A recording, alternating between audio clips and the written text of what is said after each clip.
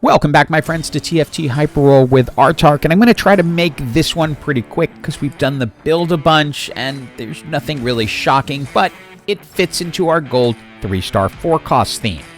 A Kobuko, early Aphelios, 2-star Cog, Caitlyn, you know where this is going. Grab the artifact and the sniper's focus, so yeah, it's Boomstick Brawl time. And this build is generally designed not to win, but to place or show. Essentially, it's just to get you into the top 4, not necessarily to win. It's kind of a safe build to go to when you don't have anything else. I like to try to get a 2-star Kobuko, that's the goal, but if it doesn't happen, I'll often just leave him in because he's going to keep gaining health anyway. The difference between 1 and 2 stars is only 20 health, so you're not losing that much. Why Senna and not the 2-star Kog'Maw? It's because Senna gives attack damage to the people on either side of her, so since Caitlyn has that sniper focus, I want to give her as much attack power as possible. Second set of augments, nothing I really like. I'm not a fan of crash test dummies this season. I haven't found it nearly as effective. And then absolutely nothing I really like. So we go with Cybernetic Bulk just so we can get some additional health onto the front line once we can add some items.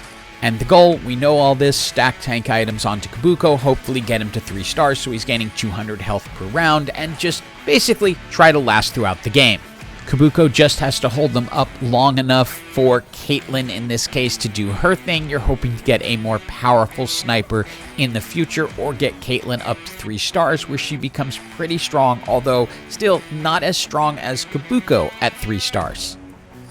Item-wise here, it's give me more power, Captain, because ultimately the amount of power you have is going to be even more important than the ability to crit. I've found the Deathblade far more effective than the Infinity Edge if you have to choose between the two. And we're keeping these fights on hyperspeed, but you can see teams are going to have a really hard time getting through Kobuko, even at 2 stars. You've seen 3-star Kobuko in enough videos to know that that just gets a little nonsensical at times. Time for the final set of augments. Nothing exciting in this first batch. Know your own enemies, not horrible, but I'd much rather have unified resistance. I don't even need to roll any further because giving that frontline additional power, yeah, that's all I need to think about.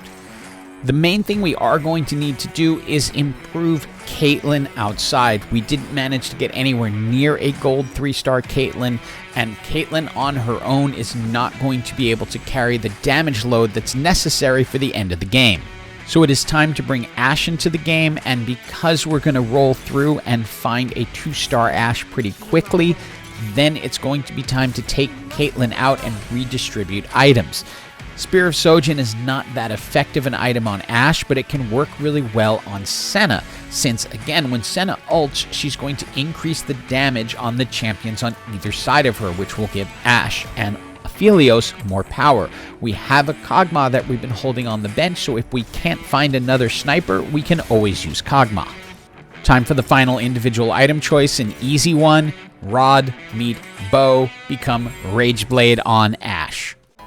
And this combination will usually be good enough to get you into the top 4 because it will remain strong through most of mid-game, especially once you have the 2-star Ashe. And as you can see, Kobuko can hold a front line much longer than you would expect, especially with the Martyr augment.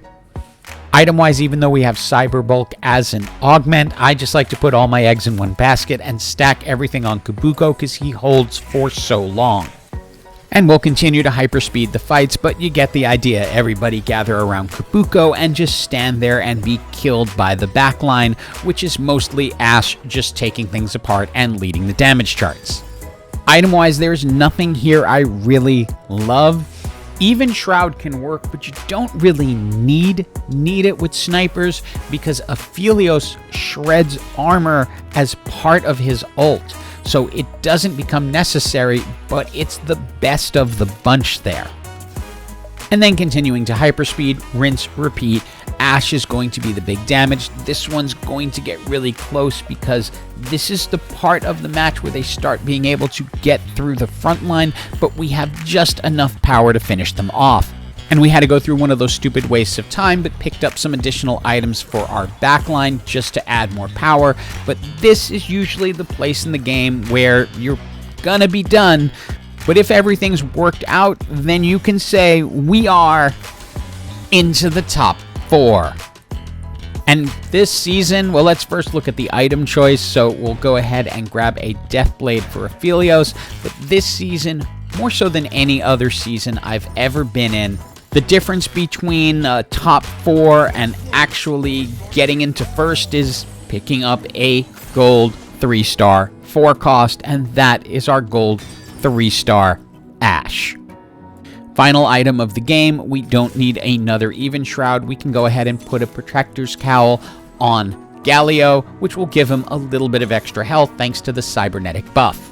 And once you get there, so long as someone else doesn't have a gold 3-star 4 cost, you can sit back and just watch them dominate the opposing team. And here you can see Ashe, thanks to the Rageblade, is going to pick up speed. The Sniper's Focus is going to allow her to do more damage. And overall, when all is said and done with this particular round, she's going to put in nearly 30,000 damage on the damage charts. And this person has 2 lives left with a really strong Udyr up front. But I don't think that will be enough, and I'm not quite sure why they didn't faith the Udyr so they could get the bonus from that. However, as you can see, Ashe is just able to cast and pretty much eliminate the entire team. And back for round 2, not much has changed. Normally that Udyr would be an absolute force, but it's just not going to matter because Ashe is going to control this board. She's off in a corner where no one's really able to get to her, and she can take down their threats before they have a chance to be, well, threatening. And it is quickly GG for everyone. Hope you enjoyed this video and this series of videos about 3-star 4 costs. And as always, have an absolutely awesome day.